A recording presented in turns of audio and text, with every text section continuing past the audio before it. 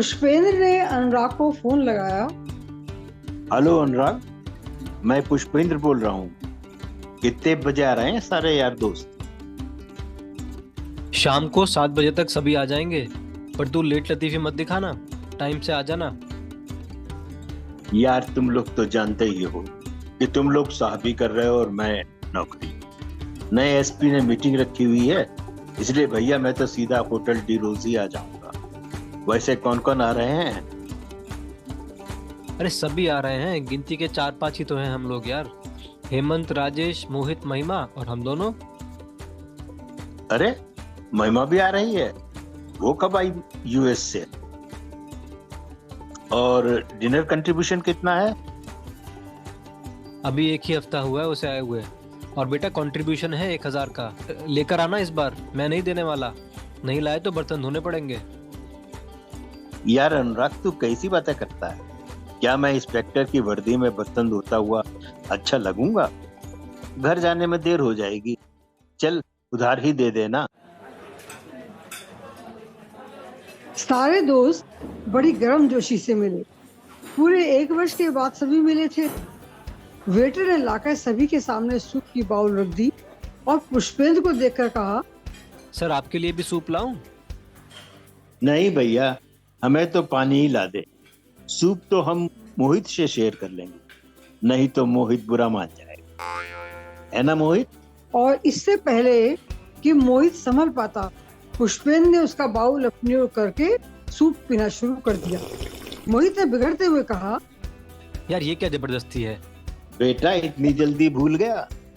पहले तेरी शादी कराने के लिए हम तेरे चाचा बने थे, तो तेरे सूप पर तो हमारा हक है ही।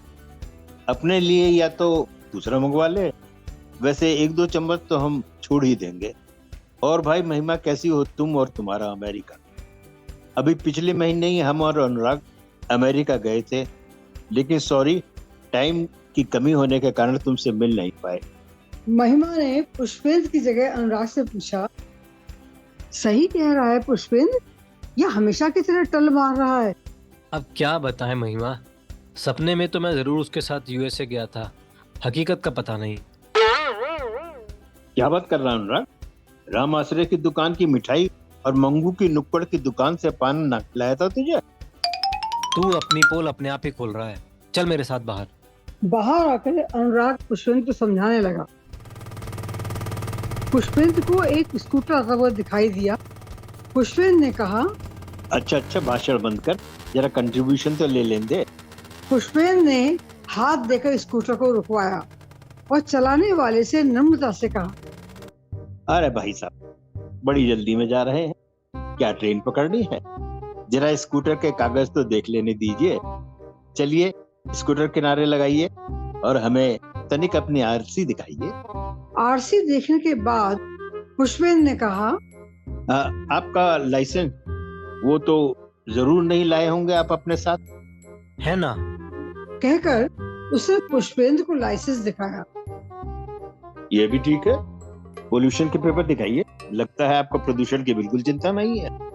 प्रदूषण की चिंता है ना, ये देखिए प्रदूषण सर्टिफिकेट। पुष्पेंद्र ने अनुराग से धीरे से कहा, साला ये तो जागरूक नागरिक निकला, हर चीज फिट कर रखी है इसने। उस आदमी ने पूछा, तो सर अब हम जाएं? तभी पुष्पेंद्र ने गौर किया कि वाइफ हस्बैंड के बीच में एक 5 साल का बच्चा भी बैठा हुआ था, जिसने हेलमेट नहीं लगा रखा था। स्कूटर पर 3 सवारी और बच्चे ने हेलमेट भी नहीं लगा रखी। 5000 का चालान तो काटना ही पड़ेगा। Oh no! अरे सर छोड़ दीजिए ना, 5 साल का बच्चा हेलमेट कहाँ से लगाएगा? अच्छा, इसका मतलब ये हुआ कि आपको भारत के भविष्य की बिल्कुल चिंता नहीं है। हो सकता है कि बड़ा होकर ये बच्चा देश का प्रधानमंत्री बने। चलिए निकालिए 5000 रुपए।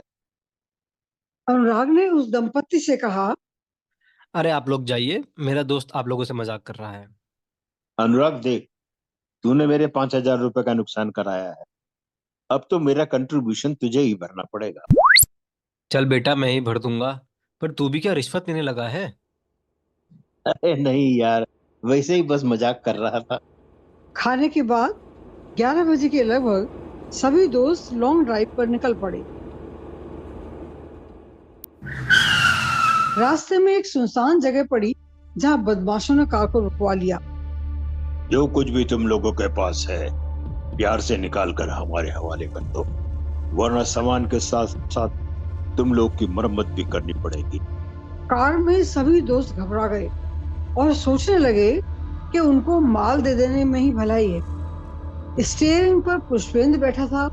उनमें से एक ने झांककर पुष्पेंद्र से कहा, ऊंचा सुनते हो क्या? सुनाई नहीं पड़ रहा सरदार ने क्या कहा? फिर वो पुष्पेंद्र को देखकर चौंका और अपने साथियों से धीरे से बोला, सालों, गाड़ी में इंस्पेक्टर बैठा है, चलो खिसक लो यहाँ से। वो लोग बिना कुछ लिए जाने लगे तो पुष्पेंद्र ने आवाज लगाकर कहा, अरे सर, हम लोग जाएं क्या? बगल में बैठे अनुराग ने गुस्से से कहा। पागल हो गया है क्या? क्या लिखित अनुमति चाहिए तुझे? उन लोगों की बातें पुष्पेंद्र के मित्रों ने सुन ली थी। महिमा ने कहा, वो तो शुक्र है उन लोगों ने पुष्पेंद्र को पहचान लिया, नहीं तो अच्छी खासी मुसीबत हो जाती। लेकिन पुष्पेंद्र, क्या तुम्हारे पास रिवॉल्वर नहीं है? अच्छा, रिवॉल्वर निकाल लेता ताकि बदमाश लोग उसे भी छीन लेते। इस पर सभी को हंसी आ गई। महिमा ने कहा, तुम नहीं सुधरोगे पुष्पेंद्र, पप्पू थे और पप्पू ही रहोगे। रास्ते में महिमा ने सभी दोस्तों को यूएस आने का न्योता दिया। उससे कहा, देखो, ऐसा मौका बार बार नहीं मिलता। तुम्हारा खाना पीना ठहरना घूमना सब फ्री, बस तुम्हें आने जाने का फेयर वहन करना होगा। हेमंत, राजेश और मोहित तुरंत ही यूएस ट्रिप पे राजी हो गए। अनुराग ने कहा, मैं भी 50% तैयार हूँ। कल अपने बॉस से इजाजत ले लूंगा, शाम तक तुम लोगों को बता दूंगा। महिमा ने पुष्पेंद्र से कहा, पुष्पेंद्र, तुमने कोई जवाब नहीं दिया, तुम्हारी हाँ है या ना है? चलो, मैं इतना कर सकती हूँ कि तुम्हारे आने जाने का फेयर मैं ही दे दूंगी। नहीं महिमा, समस्या फेयर की नहीं, समस्या ये है कि इस बार मैं किस रिश्तेदार को मारूंगा। दरअसल मेरा एसपी बहुत ही खड़ूस है, बिना किसी के मरे छुट्टी नहीं देता। किसी को भी मार दे, क्या फर्क पड़ता है? तेरा तो वैसे भी इस संसार में मामी के अलावा कोई नहीं है। इतना भी आसान नहीं है अनुराग। पिछली तमाम छुट्टियां देखनी होंगी कि किस किस रिश्तेदार को मारकर मैं छुट्टियां ले चुका हूँ। यहाँ तक कि मैंने अपने पड़ोसियों को भी नहीं छोड़ा है। फिलहाल महिमा, तुम्हें तो ओबलाइज कर ही देता हूँ, तुम ही दे देना मेरा फेयर। नहीं, कोई जबरदस्ती नहीं है। बतौर तुम्हारे महीने 2 महीने में तुम्हारा एक ट्रिप तो यूएस का हो ही जाता है। वैसे भी तुम कह रहे थे कि फेयर की कोई समस्या नहीं है, तुम रह नहीं दो। राम आश्री की दुकान की मिठाई और मंगू का पान ये लोग तुम्हारे लिए ले ही आएंगे। रहने कैसे दूं महिमा? यार दोस्तों के साथ जाने का मौका मिलता ही कहाँ है। अकेले जाने और यार दोस्तों के साथ जाने में बहुत फर्क होता है। मैं भी चलूंगा तुम लोग के साथ, चाहे इसके लिए मुझे किसी को भी मारना पड़े। कैसी भी कुर्बानी देने के लिए मैं तैयार हूँ। ये तो बताओ कि हम लोग को यूएस जाना कहाँ है? तुम कहाँ रहती हो महिमा?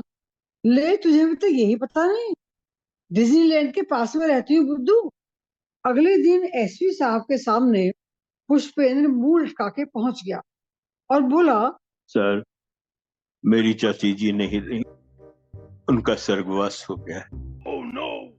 मुझे मालूम है कि यहाँ बहुत आवश्यक कार्य है, लेकिन सर, इकलौती चाची थी। मुझे उनके अंतिम दर्शनों के लिए आसनसोल जाना पड़ेगा। एसपी ने कहा, लेकिन तुम्हारी चाची की तो पिछले महीने ही डेथ हो चुकी है। देखो, झूठ बोल को छुट्टी मत लेना। वैसे कितनी चाचियां हैं तुम्हारी? सर, ये गलती तो हो ही नहीं सकती। मैंने चेक करके छुट्टी का आवेदन दिया था। क्या मतलब? चेक करके क्या मतलब? सर, मेरा मतलब, मैंने चाची जी की न्यूज को कंफर्म करके, चेक करके, फिर उसके बाद ही आवेदन दिया था।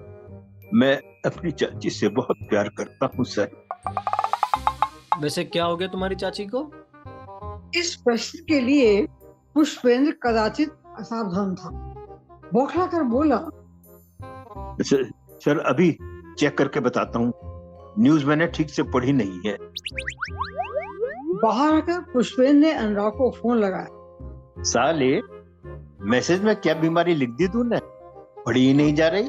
अबे अंग्रेजी के दुश्मन, इंसेफेलाइटिस से तेरी चाची की डेथ हुई है। साले, अंग्रेजी के 2 शब्द की बीमारी नहीं लिख सकता तो क्या? अरे हैजा लिख देता। चल छोड़। 8-10 बार इंसेफेलाइटिस बोलकर संतुष्ट होने के बाद पुष्पेंद्र एसपी साहब के ऑफिस में आया और तुरंत बोला, सर इंसेफ्लाइटिस से। ठीक है, बैठो और इस छुट्टी को देखकर बताओ, ये भी तुमने 2 महीने पहले चाची के मरने पे ली थी? पुष्पेंद्र को पसीने आने लगे। कांपते हाथों उसे छुट्टी देखी, लेकिन वो बच गया था क्योंकि उस छुट्टी पर आंटी की मृत्यु दर्ज थी। पुष्पेंद्र चहक कर बोला, सर ये छुट्टी मैंने पड़ोस वाली आंटी की डेथ पर ली थी। अब सर, आंटी और चाची में तो फर्क होता है ना। ठीक है, जाओ अपना चार्ज महेश को दे जाना। थैंक यू सर, आप कितने अच्छे हैं। अब सबने छुट्टी ले ली थी और वो सब डिज्नीलैंड जाने की तैयारी करने लगे। सभी दोस्तों को महिमा ने बताया, मैंने तुम सबकी टिकट इकोनॉमिक क्लास में करा दी है। वैसे भी बिजनेस क्लास की टिकट बहुत महंगी थी। पुष्पेंद्र ने मुंह लटका कर कहा। चलो कोई बात नहीं, वैसे अपन को तो बिजनेस क्लास ही भाती है। अभी हम और अनुराग पिछले महीने ही पेरिस बिजनेस क्लास में गए थे ना अनुराग? मुझे याद नहीं है यार। इसमें सभी हंसे। महिमा ने कहा, अबे मुफ्त खोरे, तू सोच क्या रहा है? बिजनेस क्लास में करा ले। तू वहां बैठी हो अकेला और हम लोग चुटकुले हौजी खेलते इकोनॉमिक क्लास में जाएंगे। हेमंत ने कहा, पुष्पेंद्र तू ऐसा कर, अपना रिजर्वेशन शिप में करा ले, घूमता घूमता 6 महीने में डिज्नीलैंड पहुंच जाएगा। बेटा बड़ा मजा आता है तुझे अपनी बेइज्जती कराने में। अनुराग, अभी ये हमें समझ नहीं पा रहा है। अभी इसे अंडर अरेस्ट कर लूंगा, तब समझेगा कि बेइज्जती किसे कहते हैं। बाद में पुष्पेंद्र ने अनुराग से पूछा, मुझे बता तो दे यार, बिजनेस क्लास, इकोनॉमिक क्लास, ये सब है क्या? हमने तो 2 टायर, 3 टायर, फर्स्ट क्लास ही सुना है। अनुराग ने विस्तार से पुष्पेंद्र को सारी बातें समझाई। यार मुझे रास्ते में भी समझाता रहिए, बेकार में इज्जत का भाजीपारा ना हो जाए। यार तू इतना झूठ क्यों बोलता है? कभी कभी बड़ा एम्बैरेसिंग सा हो जाता है। यार क्या बताऊं, मैं तो बोलता चला जाता हूँ। मुझे पता ही नहीं चलता कि मैं झूठ बोल रहा हूँ या गप मार रहा हूँ। बहुत अच्छे। प्लेन में पुष्पेंद्र को अलग ही सीट मिली। बार बार उससे एयर होस्टेस आकर पूछती थी, आप क्या लेंगे, जूस, वाइन या चाय? पुष्पेंद्र पेशो पेश में था कि कहीं उससे एयर होस्टेस डॉलर्स की डिमांड ना करने लगी। अंत में उसने एयर होस्टेस को रोककर कहा, देखो बहना, हमारे पास ये टिकट है, इसमें जो भी फ्री हो वो हमसे बिना पूछे लाकर हमें खिलाती रहो, हम सब खा लेते हैं। एयर होस्टेस ओके ओके कहकर हंसती हुई चली गई। थोड़ी देर बाद अनुराग ने अपने पास बैठे सज्जन से पुष्पेंद्र की सीट बदलवा दी और पुष्पेंद्र को अपने पास ही बिठा दिया। पुष्पेंद्र सभी को अपने जोक्स गप सुनाता रहा, जिससे समय बड़ी तेजी से पास होने लगा और रात हो गई। आसमान में काले बादल छा गए थे और चालक दल ने अनाउंस करके बताया कि आप सभी सीट बेल्ट बांध लें, मौसम बहुत खराब हो गया है, विमान में टर्बुलेंस के झटके लगेंगे, लेकिन आप लोग घबराएं ना, हमारा चालक दल बहुत एक्सपीरियंस्ड है। पुष्पेंद्र ने अनुराग से कहा, यार एक नया वर्ड, अरे ये टर्बुलेंस क्या होता है? टर्बो जेट सुना था, टर्बो टॉय सुना था, अब ये प्लेन में टर्बुलेंस। तभी बहुत जोर का टर्बुलेंस आया। अनुराग ने पुष्पेंद्र को बताया, बेटा ये होता है टर्बुलेंस, अब समझ गया ना? यार पहली बार प्लेन का सफर कर रहा हूँ और ये टर्बुलेंस, तू तो प्लेन में सफर करता ही रहता है, क्या पहले कभी ऐसा टर्बुलेंस देखा है? इससे तो यार शिप ही बेटर था। क्यों, क्या हाथ से शिप में नहीं होते? टाइटैनिक जैसा मजबूत शिप भी तो डूब गया था। थोड़ी देर बाद अचानक बहुत तगड़ा पुनः टर्बुलेंस आया। सारे पैसेंजर्स हिल गए और काफी अधिक घबरा गए। महिला की तो चीख तक निकल गई। अनुराग ने शीशे से देखा, बाहर बहुत भयानक मंजर था। चारों ओर गुप्त अंधेरा, विमान की तेज रोशनी भी दिखाई नहीं दे रही थी। कॉकपिट की सरगर्मियां बहुत तेज हो गई थी। लग रहा था कि कुछ अनहोनी घटने वाली है। एयर होस्टेस के चेहरे पर व्यग्रता साफ दिखाई दे रही थी। पूछने पर सभी एयर होस्टेस और स्टाफ यही कह रहे थे कि घबराने की कोई बात नहीं है, विमान खतरनाक मौसम में फंस गया है। अचानक फिर से 2 बार बहुत तगड़े तगड़े झटके लगे। कई लोगों को चोटें भी आई। फिर वह अनाउंसमेंट हुआ जिसे सुनकर सबके दिल दहल उठे। आप सभी को सूचित करना है कि हम एक विषम परिस्थिति से गुजर रहे हैं जिसमें कुछ भी हो सकता है। हमारा संपर्क सभी कंट्रोल टावर से टूट गया है। कॉम्पस प्रणाली काम नहीं कर रही है। हमें पता नहीं है कि हम कहाँ हैं। हमारा संपर्क किसी भी स्टेशन से या टावर से नहीं है। हमें यह भी पता नहीं कि हम किस दिशा में जा रहे हैं। कुछ भी हो सकता है। इसलिए हमारी आपसे प्रार्थना है कि आप लोग सेफ्टी बेल्ट पहन लें और ऑक्सीजन मास्क जो नीचे आ गए हैं आप सांस लेने के लिए उनका प्रयोग कर रहे हैं। कृपया आप लोग शोर न बचाएं और इस संकट की घड़ी में धैर्य से काम लें। अब ईश्वर ही हमारी सहायता करेगा। बहुत तेज प्रेशर के कारण विमान नीचे जमीन की ओर जा रहा है। फिर बड़ी जोर जोर की आवाज आने लगी। सभी पैसेंजर अंत समय मानकर एक दूसरे से लिपट रहे थे। बच्चे चीख पुकार मचा रहे थे कि विमान पूरे वेग से जमीन से जा टकराया और 3-4 किलोमीटर फिसल कर रुक गया। गनीमत ये रही कि विमान में आग नहीं लगी। सभी लोग घायल थे। फिर भी बचा हुआ स्टाफ पूरी मुस्तैदी से बचे हुए पैसेंजर के रेस्क्यू में लगे हुए। जो लोग बच गए हैं वो अपने परिवार के सदस्य घायलों को जल्द से जल्द नीचे उतार लें, क्योंकि ईंधन में आग लगने और प्लेन में ब्लास्ट होने के खतरे से इनकार नहीं किया जा सकता। विमान 20 से 2 हिस्सों में डिवाइड हो गया था। इस हादसे का विमान के आगे के हिस्से पर जबरदस्त असर हुआ, क्योंकि विमान सबसे पहले जमीन से आगे के हिस्से से टकराया था। विमान की इकोनॉमी क्लास की पीछे की 2-3 रो पर बहुत कम प्रभाव हुआ। अनुराग ने देखा पुष्पेंद्र बेहोश हो गया है और चारों पांचों दोस्तों ने बड़ी कठिनाई से पुष्पेंद्र को नीचे उतारा। नीचे कुछ भी दिखाई नहीं दे रहा था। चारों ओर अंधकार था। हाथ से छूकर अनुराग ने अनुमान लगाया कि वहां रेत ही रेत है। उन्हें लगा जैसे वो किसी रेगिस्तान में उतरे हैं, लेकिन उन्हें वहां समुद्री गर्जना का भी एहसास हो रहा था। उनके मोबाइल सेट में किसी भी तरह का नेटवर्क नहीं था। मोबाइल टॉर्च एक दूसरे के चेहरे पर डालकर वो आपस में एक दूसरे के कुशल होने का अनुमान लगा रहे थे।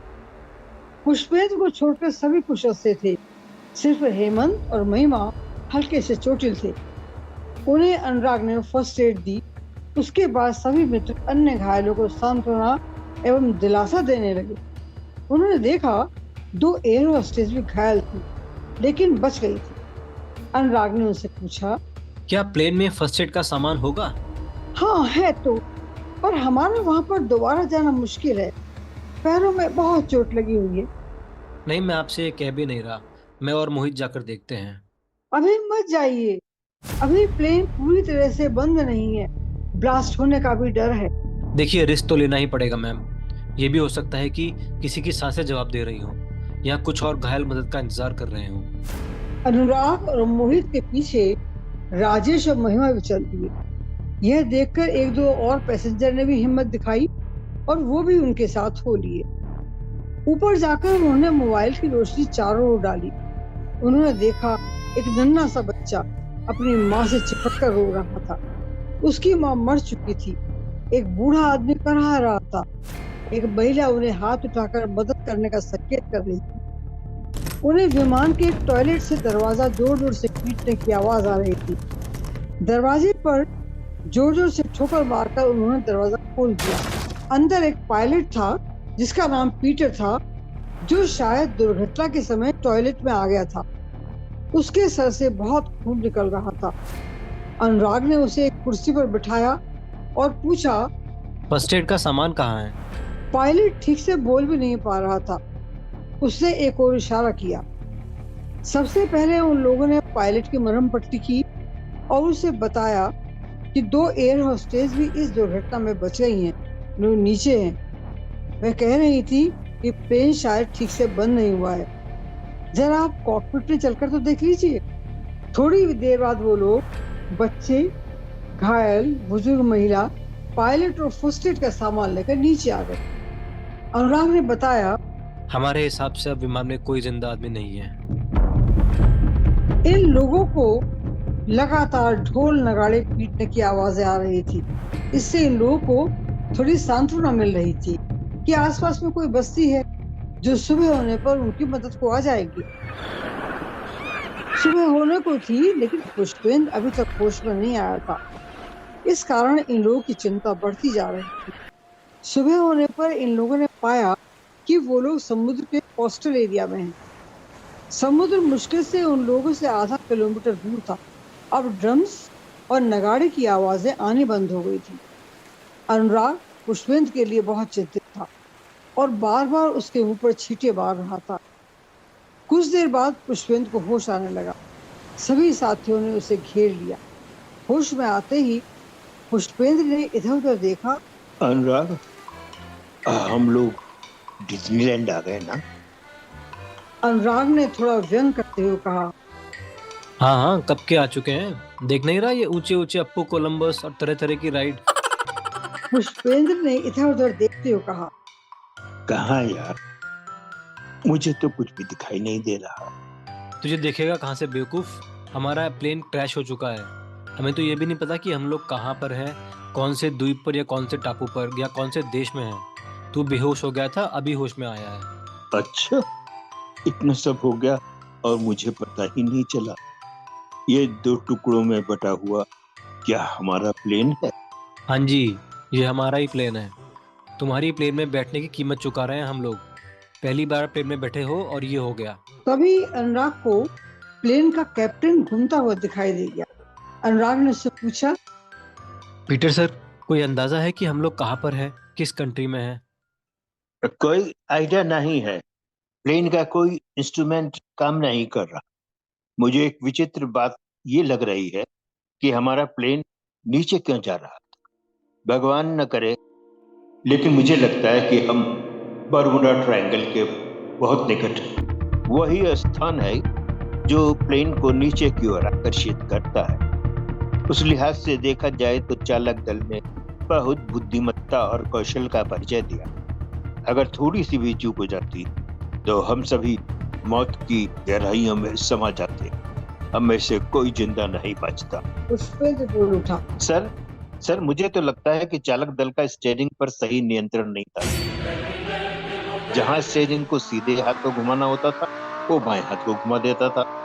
इसी कारण यह हादसा हुआ है। पायलट पीटर ने अनुराग से धीरे से पूछा। क्या ये प्लेन चलाना जानते हैं? पायलट रह चुके हैं क्या? अरे सर, ये तो बहुत ही खतरनाक पायलट हैं। ये तो सीधा प्लेन को बर्मुडा ट्रायंगल में ही लैंड कराते। ये तो स्पेसशिप भी चलाना जानते हैं। 2-3 बार मंगल ग्रह तक भी जा चुके हैं। दरअसल सर, हादसे में इनके सर को चोट लगी है, उसी कारण अनर्गन बोल रहे हैं। फिर धीरे से पुष्पेंद्र के कान में कहा। जब कुछ मालूम नहीं है तो क्यों अपनी टांग अड़ा रहा है। प्लेन में कार जैसा स्टीयरिंग कहाँ होता है बेवकूफ। पीटर सर, तो कैसे समाधान निकलेगा? भाई देखिए, हमारा प्लेन रडार से गायब। जैसे ही वो हमारा प्लेन रडार से गायब हुआ होगा, तभी कंट्रोल टावर वालों ने सायरन बजा दिया होगा और वो लोग हेलीकॉप्टर से, ड्रोन से हमारे प्लेन की स्थिति देखने के लिए निकल पड़े होंगे। और अगर वो लोग हमें नहीं ढूंढ पाए तो क्या सभी धीरे धीरे मौत के आगोश में समा जाएंगे, क्योंकि लगता है कि यहाँ दूर दूर तक कोई आबादी नहीं। नहीं सर, आबादी तो है। एक्सीडेंट के बाद जब हम लोग बाहर आए थे तो हमने ढोल नगाड़े की आवाज सुनी थी। तभी उन लोगों ने देखा एक प्लेन आसमान में इन लोगों की तरफ ही आ रहा था। बड़ी प्रसन्नता और खुशी का इजहार करते हुए ये लोग हाथ उठाकर प्लेन को इशारा करने लगे। सभी ने देखा प्लेन बड़ी तेज रफ्तार से समुद्र के अंदर समा गया। पीटर ने बताया, हाँ, अब मैं कंफर्म होकर कह सकता हूँ कि हम लोग बर्मुडा ट्रायंगल के आसपास हैं। पायलटों से जरा भी मिस्टेक होती तो हम लोग का भी यही हश हुआ होता जो इस प्लेन का हुआ है। और अगर आपको हमारी कहानी पसंद आए तो इसे लाइक, शेयर और सब्सक्राइब अवश्य करें। धन्यवाद।